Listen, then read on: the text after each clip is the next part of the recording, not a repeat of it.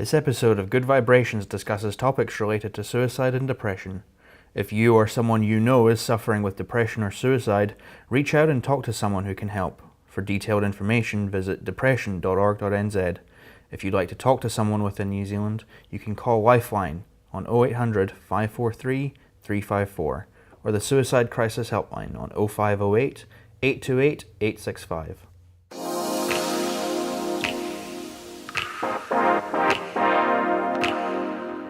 The Good Vibrations podcast is made possible by sponsorship from the Phoenix Light Foundation. Visit thephoenixlightfoundation.co.nz for more information.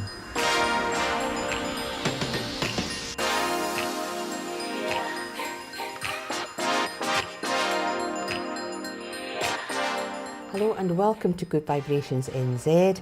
I'm Phyllis Brown, I'm your host for this week's edition, and lovely feedback on our extreme sports enthusiasm Chris, who was in the studio last week, and really touched on a topic which we're going to carry over, which is mental health and mental awareness, which he's passionate about, and he raises funds. He's got that goal of raising $1 million to go towards these charities. And my guest this week is Julie Fechney, and Julie is here. She's going to talk about her journey into yoga, which she has used as a healing tool for her depression and anxiety. Hello, Julie. Hello, Phyllis. How are you? How are you? I'm good. I'm just going to tell our listeners how we met, because, dear listener, Julie is the very first person we landed in New Zealand 2006 on the 21st of November, and I went along to a Body Mind little expo, and it was on like the 4th of December. Just rocked up, said, "Have you got any tables? Can I just display my wares?" And the two lovely people who were hosting it said, "Yes, that's not a problem." And Julie, you came across, you went, "Hello, my name's Julie, how are you?" I went, "Well, I'm okay." I think I greeted you at the door. Yeah, I was the greeter for the day, saying hello to everybody. Yeah, and we've known each other ever since then. You are my longest and oldest acquaintance. Thank you so much. Beautiful family that you have, and we've known each other, yourself and your partner Wayne, for a long time, and seen your beautiful girls. They're young women now. Yes, they are. They are. So tell the listener a little bit about yourself. Tell the listener about yourself. About myself. Okay, so I am a Reiki master as well. I have completed last year a Drew teacher training course here in New Zealand. I was very lucky to be one of 30 for the very first course ever set up in New Zealand. Otherwise I would have had to fly over to Australia to actually do it. It's called Drew Yoga, DRU, and it's a really beautiful, gentle but powerful yoga. Okay. So when I first met you, and I think it's been part of the journey because you had your crystal shop and all sorts of stuff way back when, a long time ago. Yeah. But at that point in time, you talked about your depression, you talked about your anxiety, and it was it was part of who you were. It just seemed to be just who Julie was. And I would really like you just to talk to the listener about what that was for you. When did you first recognise that you maybe had dips in your emotional awareness, or how did it manifest for you symptom-wise? Probably started off as postnatal depression, right, with the girls. Then I sort of had a little bit of stability, I would think. And then my father got really ill. And there was a lot of travelling back and forth to Christchurch for months on end. He came back to Ashburn, which is where we live, had a serious stroke. My mother couldn't cope with that, and I was sort of the one that the hospital would ring up and say, "You need to come, he was on a feeding tube, and he'd pulled the tube out, and you need to come and be with your dad, we need to put it back in." And I think it just took a toll on me. Right, okay. And I really didn't notice, I knew something wasn't right. I knew that I was having thoughts that weren't normal. Okay.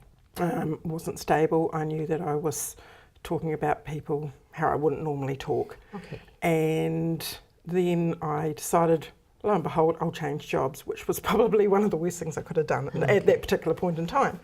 And I went into real estate, and I lasted about 4 months, and things weren't good then. The mental health wasn't stable or anything. And then all it took was one day a client saying, I don't want to work with you, and I burst into tears and I couldn't stop crying. And yeah, I hit rock bottom. I went home. Who do I ring?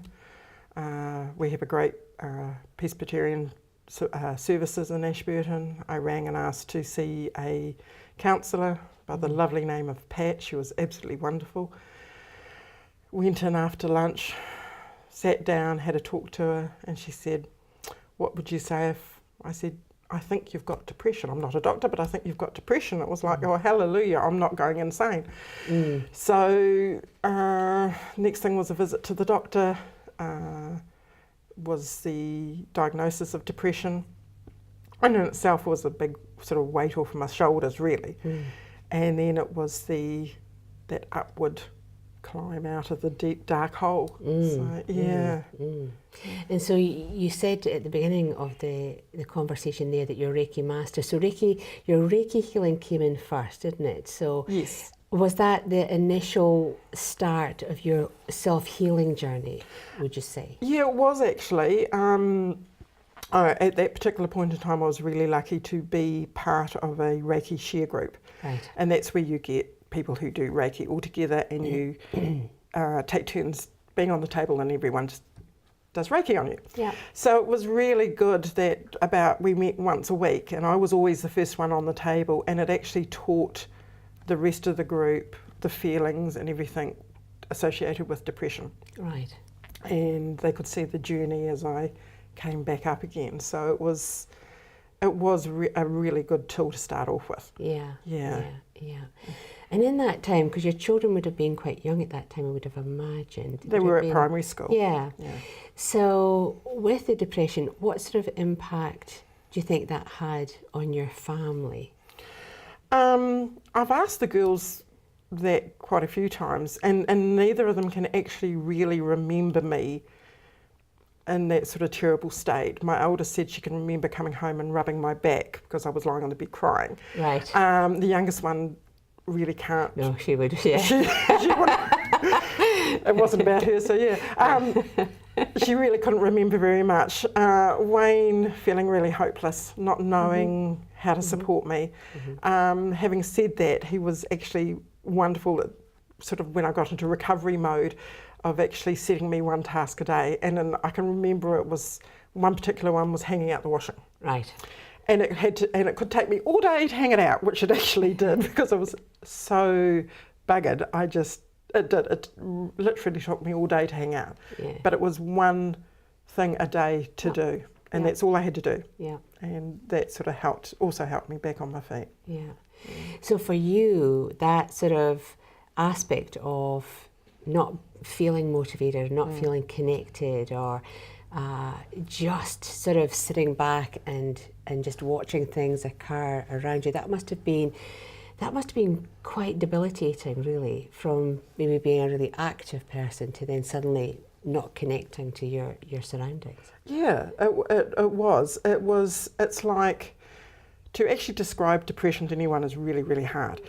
But I liken it to being put in a room with glass all around you. Right. And you can see everybody on the other side, and they're chatting and doing everything they normally do, but everything is grey. Right. And they're not interacting with you, or you're not interacting with them actually. And it feels really helpless. Yeah. And so in that time, you've got your close family. Of course, I know Wayne, and I do know the girls, and then you've got your external family. So you were having to cope with your father, and obviously you've got your mother who wasn't quite able to cope with your father. But did your mum or other members of the external family, did they see who you were becoming, or did they see your sense of disconnection?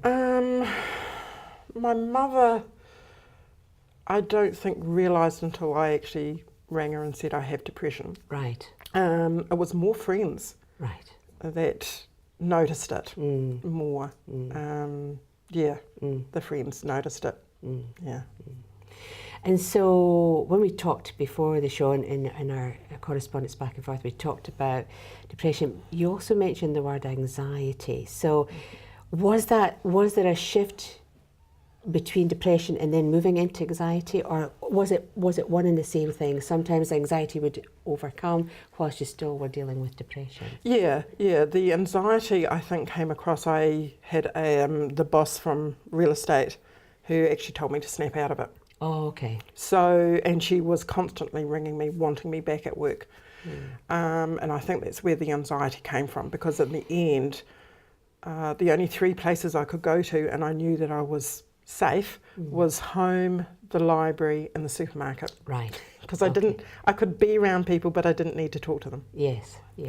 So I found a absolutely wonderful psychologist, my GP founder, and she sat me down and she said, "You've got depression, how are we going to get it out? How are we going to get you over it?" And she gently, we did exercises and got ourselves past the letterbox, so to speak. Right. Away we went. Wonderful. So when we come back, we're going to look at your journey into yoga. Because as I say, I've known you ever since we landed here. It's 11 years now. And so I've seen you on and off in different stages. So we'll stop for a quick break. We'll listen to a message. And when we come back, we'll talk about yoga and your own healing journey from there. The Good Vibrations podcast would not be possible without the support of Phyllis Brown. For personal development and life coaching sessions, theta healings and spiritual insights, go to phyllisbrown.co.nz to book a session in person, on the phone or by Skype today.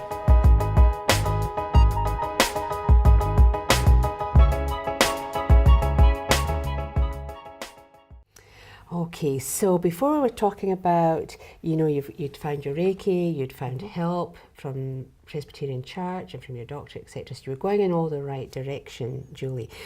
And in the head of the conversation, you talked about your Drew yoga. Yeah. So what got you into yoga to start with?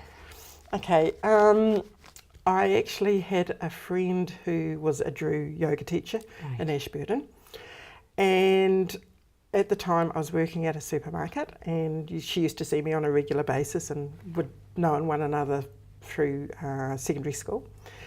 And I knew that I was about 95% back to normal again. Right. And this would be 2 or 3 years after the initial clinical depression had happened. Yeah. And she said to me, "You're walking funny." And I actually have a knee problem. And she said, yoga would be so much good for you. Come and try my class. And I had tried a couple of other types of yoga, but didn't find them really what I was looking for. And she said, "You'll just love it." Right. So I turned up on the Tuesday morning.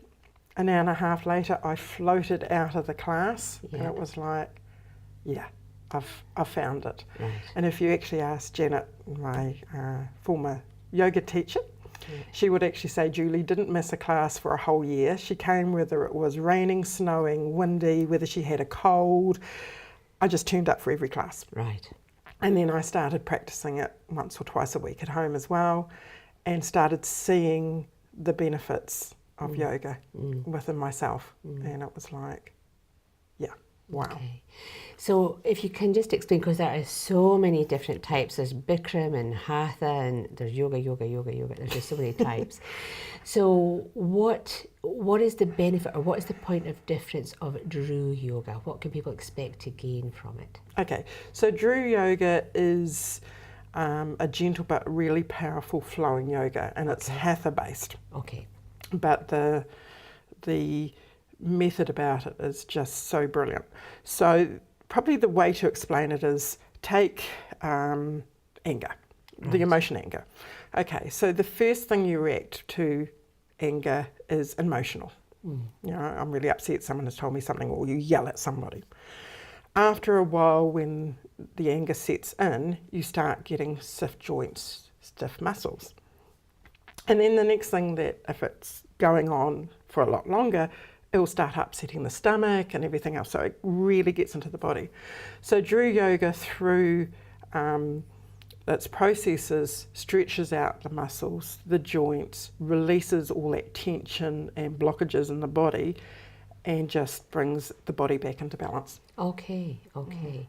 And is there a set number of poses? Do you go through like a rhythm, a set sequence of different movements? We have some sequences called emotional block releases, and they are absolutely wonderful. They release the tension from the body. Right. Yeah, right. And we also have sequences as well, but it's the EBRs. Yeah. And of course our relaxation that really makes an impact as well. That's a 4-stage relaxation. Okay, okay. So you've started this journey, you've got Janet coming and saying, you've got to join me in my class. So when did you first start to see those beneficial changes in you? Was it within a month, 2 months? When did you first start to recognise, actually, this is positively impacting me? Probably after a couple of months, Right. that I started realising that I wasn't getting as anxious over stuff as I normally would. Okay, Yeah. okay. And those anxieties, would that be wrapped around heading out into spaces where there were lots of people, or having to dialogue with strangers?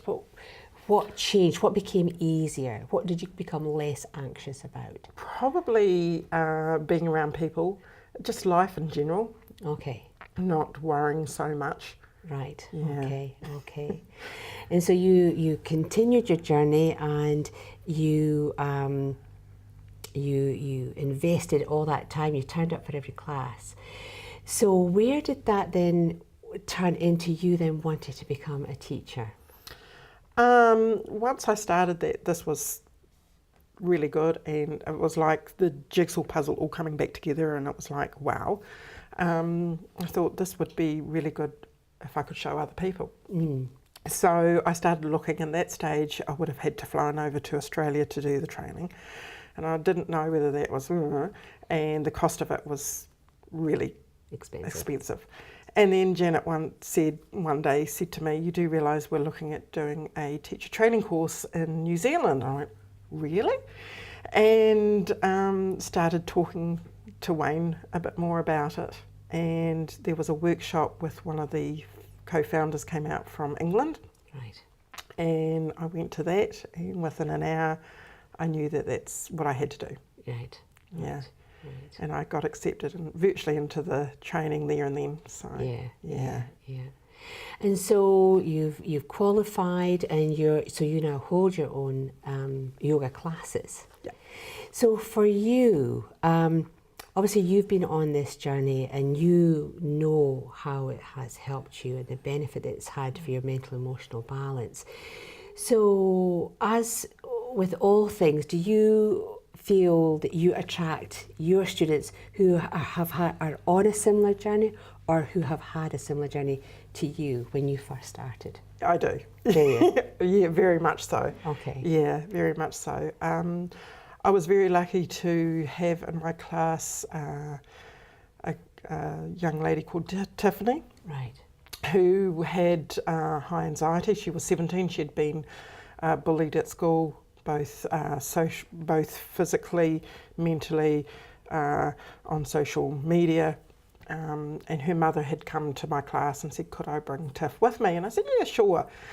And again, seeing the transformation over the 8-week period was amazing, from someone who would virtually sit on the mat for most of the class to someone who I saw one day out completely makeup, hair, dress just perfectly, and actually smiling was just amazing.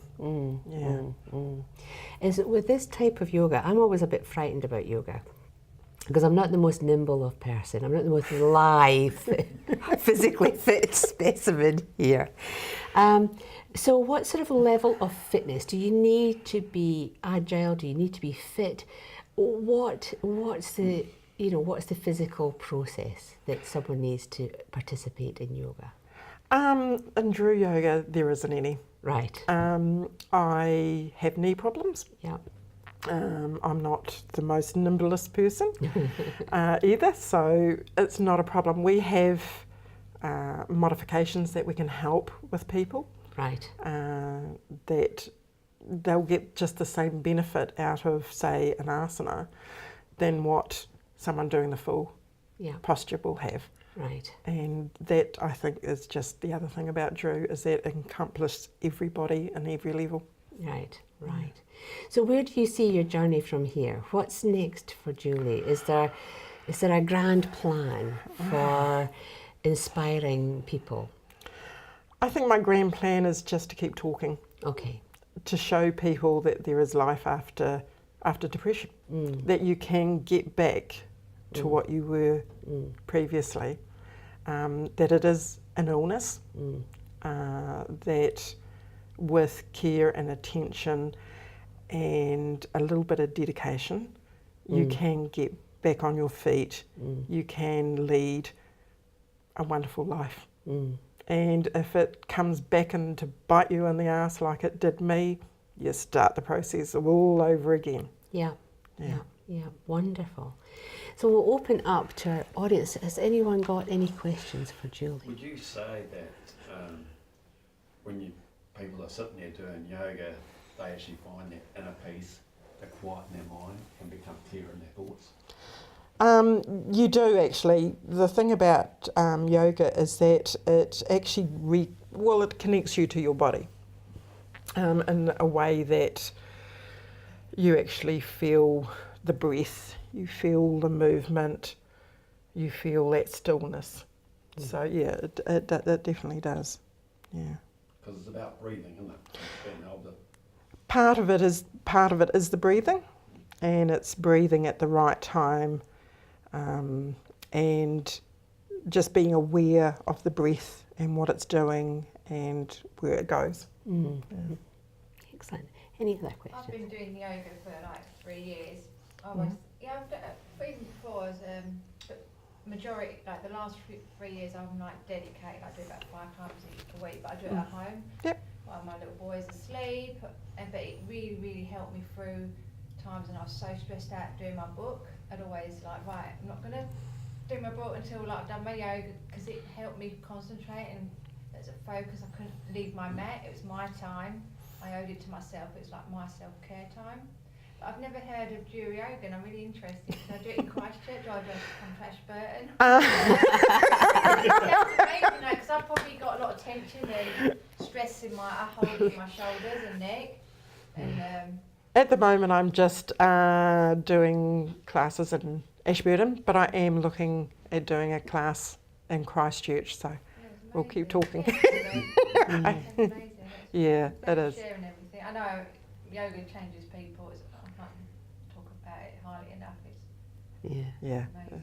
it is. And you've got to get it at the right particular point in time. Yeah. If you're deep in the depression stage, that's not the time to start yoga. Yoga is when you're in recovery mode from depression.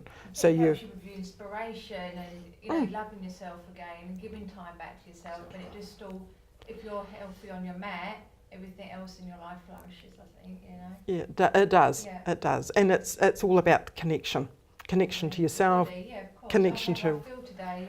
Can you understand your body? You're connected. You're not just rushing around. It's your quiet time, isn't it? Yeah. That you owe it to yourself. Yeah. Yeah. Thank you. Any other questions? So going back to that whole connection. Mm. So the yoga you're doing is basically allowing your mind to decompress, or is it you're focusing on something else rather than focusing on what's buzzing around you? Does that make sense? Yeah, it does. It just helps you. I'm just trying to think of the words. It helps you focus. You find that the negative thoughts that you have aren't there anymore. That they're replaced with positive stuff. And in Drew Yoga, we do it with visualization. We do it with affirmations. You just feel good. because I've never done yoga at all. So you say with affirmations and visualising. So obviously, as a teacher, are you speaking whilst this is going on? Or We are. Is it not meditation with stretching and? So we're taking you, I suppose the best way to describe it is that we're actually taking you on a journey. So we're getting you to feel your body, we're getting you to feel the muscles stretching, moving, where your shoulder blade is, for instance. We're taking you on a journey of feeling space around you, your hands moving in front of you. We're taking you on a journey of how your breath is, taking that in breath here, taking that out breath there. That slows down the body. And we're just taking you on this journey to feel into your body and around you, if that makes sense. Yeah. So in that inner journey then, if you then become so present and consciously aware of your body, is that when you might find a tension in a part of your body, and you might then associate an emotion with that tension that you then release through a movement through yoga? You actually don't.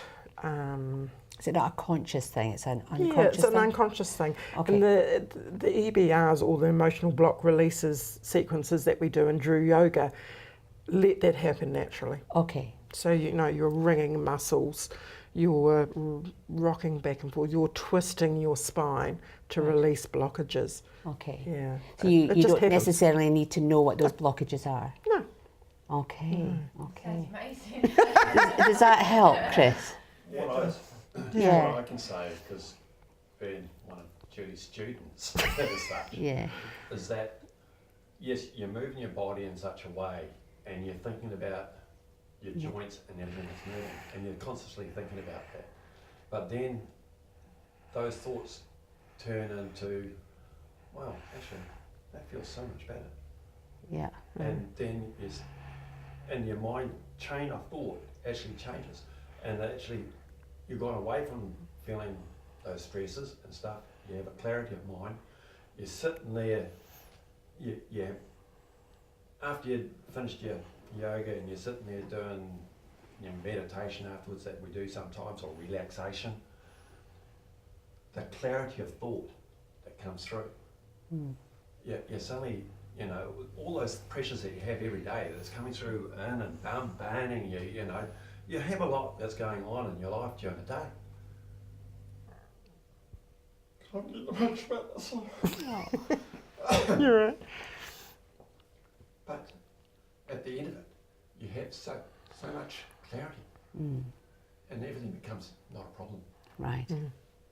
So it's about that so the focus is about the movements on the body, which actually, it's almost like a distraction. Your mind is distracted from what it would normally be occupied by just solely focusing on the movement and the breath of the body. Then the mind Just follows. The mind just follows. Yeah. So it stops the monkey mind, Okay, which so I think. that's what I do with my running. So Yeah. when I go running, I put my headphones on, shut out the world basically, and that's my time. Yeah. Yeah. And I can run through and basically decompress the day. Yeah. The problems that were around become something else. I concentrate on my breathing, my stride length, and bits and pieces. So it sounds similar to how I sort of. It's training the mind. Well, it just takes you away from Yeah. worrying about whether you fed the cat or Yeah. or you walk the staff. Or Yeah. And I mean, my class isn't all serious. We have laughs. And that's part and parcel of it. I don't take myself too seriously. And tell my students to enjoy the process, enjoy the hour and a half that they have. That's really important. So. Yeah, cool. So what would be the benefit? Is the benefit once a week to come to a class like yourself, or is the benefit to maybe practice 2 or 3 times a week? To be perfectly honest, once a week is, you would find over time that there would be a change. Okay. And and if you really enjoy it, follow on and do some more. Yeah. Something is better than nothing. That's true. Yeah. That's true. It's not what you do during your class at week. You actually bring it home. Yeah. Yeah. And you actually do it Yeah. at home. Yeah, as a yoga teacher, we do have a daily practice, Yeah. Yeah. Okay. and sometimes I do it, and sometimes I don't do it. Yeah. But I would always be on my mat. Yeah. You know, at least 3 times a week, practicing, just doing what I need at that particular point in time. Yeah. Yeah. And it's not always what I'm going to do in the class either. So, yeah. Okay. So if someone wanted to come to your class, how best can they get in touch with you, Julie? Probably through my Facebook page, Julie, Yoga with Julie, Okay. would be best. Yeah. Like I said, at the moment I run classes in Ashburton, but Yeah. hey, hopefully I'll be able to do Yeah. a class or 2 in Christchurch. Yeah. And for the listeners who are of our global community, because we've got lots of listeners in America and across Europe, so is there a national or a global website for Drew Yoga? There is. Okay, and so what's that? Drew Yoga. Oh, that's it. DrewYoga.com. And Okay. you'll find it. Drew Yoga was formed in the UK. Yeah. It is in something like about 17 countries. Right. And amazing organisation. Okay. And if you want to learn Drew Yoga as a teacher, their training is second to none. Okay. It's Okay. huge commitment. It's 2.5 years, Yeah. 3 modules a year, Yeah. but so well worth it. Yeah. Yeah. Yeah. You've enjoyed the journey. Oh, yeah. Even yeah. Even if I did cry at particular times a module. Yeah. But the journey was absolutely fantastic. Yeah, yeah. Well, I know for myself, it's been lovely seeing you on your journey. As I say, you're one of the very first people that came up and shook my hand as this newbie from Scotland into New Zealand, and we've always kept in touch over the years through our ups and our downs and all sorts of things, all these changes, and it's really lovely to see you. I think energetically so different to where you were. Because I remember where you were long ago, and I remember, you talking about your anxiety and talking about your depression and your tablets, and it was all, it was just really stressful for you. I do remember that. So it's lovely to see that you've come on this journey, and obviously we've been on a journey with your crystal shop and your Reiki studio that Wayne built for you and all sorts. It's just been a superb journey, and I'm so pleased for you, Julie. I really am, that you've found a passion or something that you can be passionate about that helps you. That's right, and hopefully I can help other people as Oh, well. I'm sure you will. And I think it's good to actually get out there and show people that there is life after depression. Yeah. And you just get out and do it. Find the right tool. Find the right tool for you. Yeah. And get Okay. moving. Well, I've got this lovely saying, so I'll wrap up the show, and we've got this saying, which is, yoga is not about touching your toes, it is what you learn on the way down. I thought that was really cool. Oh, so true. I don't know if I can touch my toes, but I maybe need to come to one of your classes to learn how to do it. Oh, thank you so much for coming in. The Good Vibrations podcast would like to thank the Phoenix Light Foundation for their support. Unlock your passion for crystals and open yourself up to the world of crystal healing with our self-guided crystal course that you can complete at your own pace online. With guided videos and written support exercises, you can enhance your life with crystal energy. Get 50% off today with the code PHOENIX50. Go to thephoenixlightfoundation.co.nz to start your journey.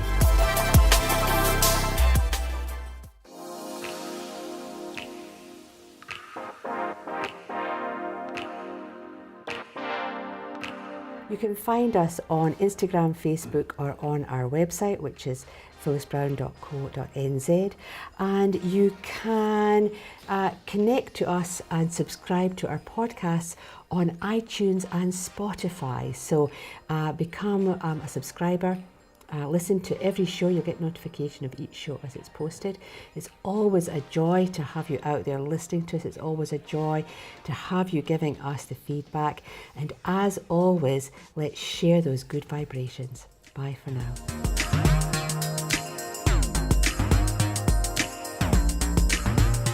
This podcast was brought to you by the Phoenix Light Foundation. For personal development courses, visit thephoenixlightfoundation.co.nz and use the code PHOENIX50 for 50% off all courses.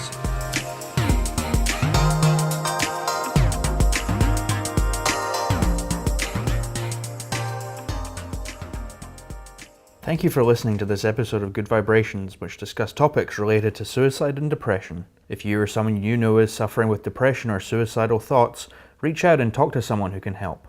For more information, visit depression.org.nz. If you'd like to talk to someone, you can call Lifeline on 0800 543 354 or the Suicide Crisis Helpline on 0508 828 865.